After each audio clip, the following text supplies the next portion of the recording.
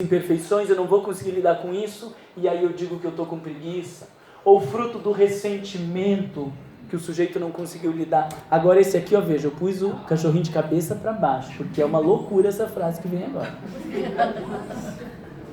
Do ponto de vista espiritual, o paciente da preguiça, que se pode tornar crônica, ainda se encontra em faixa primária de desenvolvimento. Sem resistências morais para lutas, nem valores pessoais para os desafios. Agora, não justifica o cachorrinho de cabeça para baixo? Faixa primária de desenvolvimento. Ah, então o fulano está na faixa primária de desenvolvimento.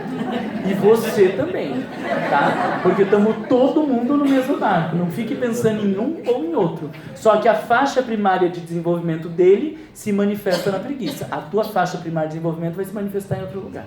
Mas está todo mundo no mesmo barco. E a minha, eu não vou contar para vocês onde se manifesta, mas também se manifesta. Diante de qualquer impedimento, recua, acusando os outros ou a si mesmo afligindo, no que se compraz para fugir à responsabilidade que não deseja assumir.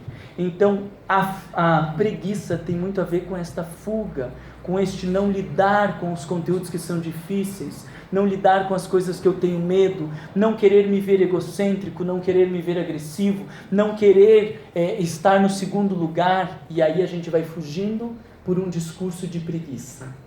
Vocês tinham pensado por esse ângulo? Quem disse que não é porque não leu o livro, né?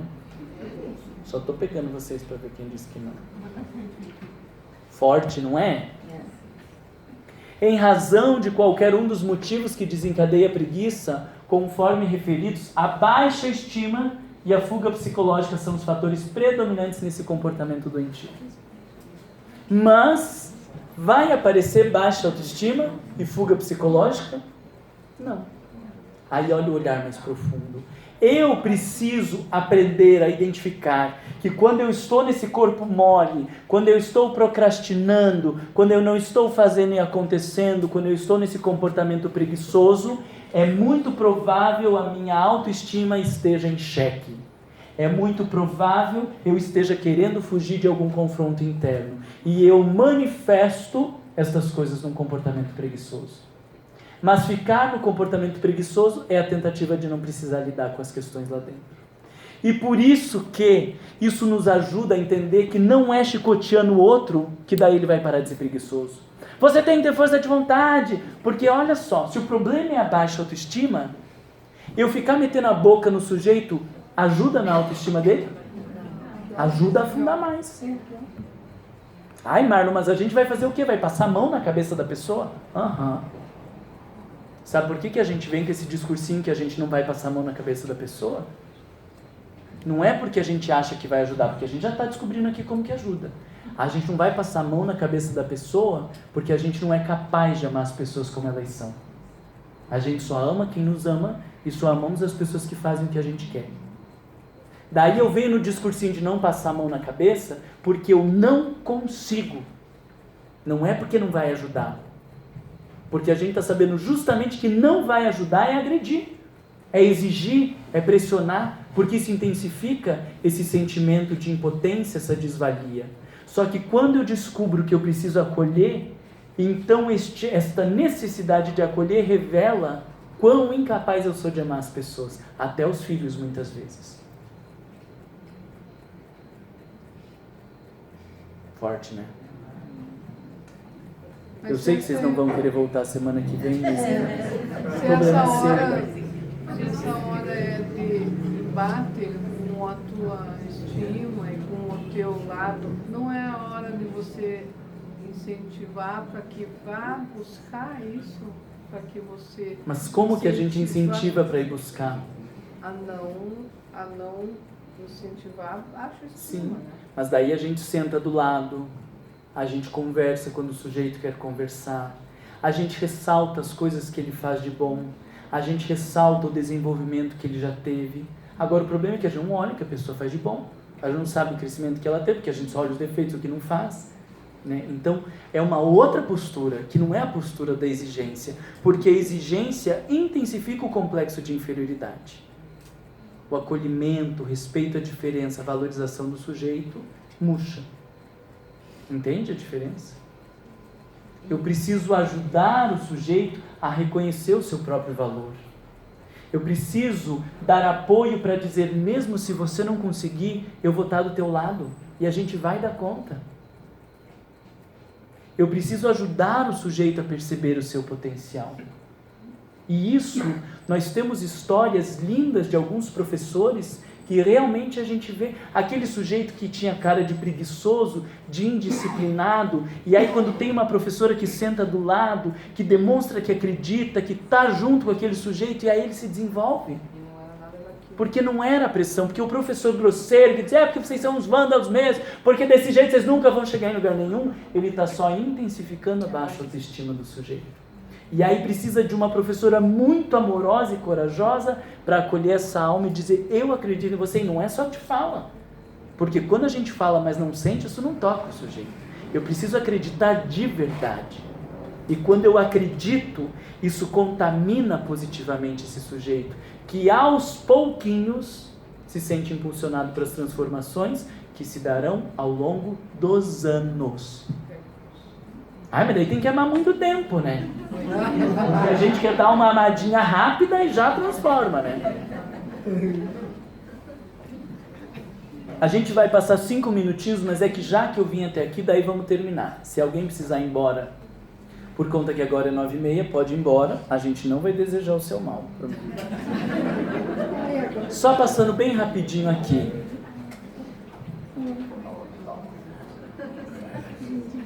O conflito, Joana de Ângeles fala que estes conflitos perturbadores, a baixa autoestima, a falta de autoconfiança, o não querer se ver egocêntrico, o medo de não ter o primeiro lugar, todos esses conflitos, eles geram a preguiça.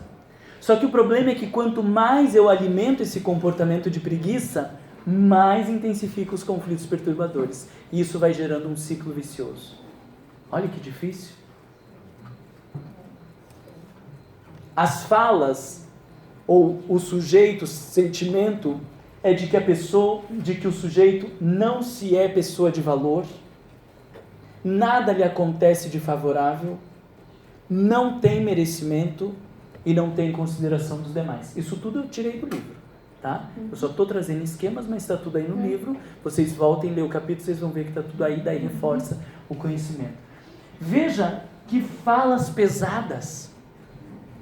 Não é pessoa de valor, nada lhe acontece de favorável, não tem merecimento, não tem consideração dos demais. Auxiliar um sujeito a lidar com a preguiça é auxiliar a ressignificar essas imagens interiores, não a pressioná-las. Porque quando eu pressiono e digo, porque você tem que se esforçar, porque desse jeito não vai dar certo, eu estou de volta dizendo que ele não tem valor, que ele não tem merecimento e ele não tem a minha consideração. Então a gente acha que está ajudando, quando na verdade a gente está mais aguçando a problemática do sujeito. Olha a necessidade de ter esse olhar profundo, porque o que a gente acha que ajuda, talvez seja atrapalho. E esse tipo de comportamento, esse tipo de ideia, gera o pessimismo, o ressentimento e a autodestruição. A autodestruição que pode vir pela via do suicídio, quando eu acredito que eu não presto e que eu não vou fazer diferença para ninguém mesmo, ou a autodestruição em comportamentos silenciosos, de outras maneiras que nós vamos nos destruindo. E a inação, a falta de atividade é um movimento de autodestruição. Joana de Ângeles, ela diz, eu não coloquei as páginas porque as nossas edições são diferentes. Mas ela diz que então faça um círculo vicioso. O paciente não dispõe de energia para lutar e nega-se a luta por acreditar na inutilidade do esforço. Então eu não consigo ir e tenho medo de ir, e não indo, isso alimenta o meu sentimento de eu não consigo e não posso. Olha quanta sensibilidade você precisa ter para se relacionar com uma pessoa que nós chamamos de preguiçosa. Olha quanto tato precisa ter para lidar com a pessoa que vive esse tipo de comportamento, para que você não entre no ciclo vicioso, intensificando isso, para que você ajude a fazer um movimento contrário. E não um movimento contrário para dizer, você tem que se amar, você tem que reconhecer teu valor, você é uma pessoa maravilhosa, olha aí, olha como você é linda. Não é isso, né, gente? E aí Joana traz 4 passos, né? Eu enxerguei como 4 passos. Olhando para nós enquanto ficou péssimo esse slide, mas aqui no computador está tão bom, eu preciso melhorar os contrastes aqui. Mas então ela diz que surge nos pródromos do equilíbrio emocional, o natural desejo pela recuperação, passando a ver a preguiça como algo enfadonho e monótono, irritante sem sentido, causador de aflições desnecessárias, porquanto nada de útil pode ser retirado. Então eu descubro que eu não me confrontei, que eu não me vi como egoísta, que eu não precisei lidar com a minha sexualidade, que eu não precisei lidar com a minha agressividade e não fiz nada. E eu acho muito melhor sair feio na situação tentando fazer certo do que ficar bonito sem fazer. Vocês não acham? No meio espírita, não. No meio espírita a gente acha bonito não fazer nada e ficar bonitinho do que se atrapalhar tentando fazer. Mas Jesus não disse salvos serão os que ficarem bem bonitinhos e não cometerem erros. Jesus disse salvos serão os que perseverarem sempre. Mesmo no meio dos tropeços a gente está tentando e passa por cima de um, pede desculpa, volta, foi exibicionista e volta e tenta de novo e vai se atrapalhando, mas vai tentando.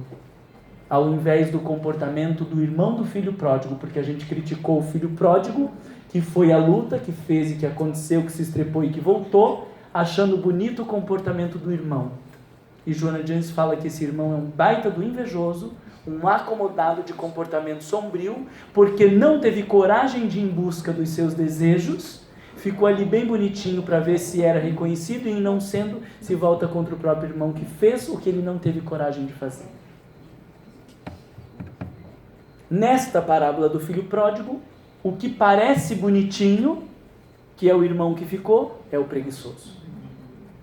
Não foi porque não queria lidar com os conflitos. Não foi porque tinha medo de decepcionar o pai. Não foi porque, como um baita interesseiro, ficou ali quietinho para ver se tinha retorno.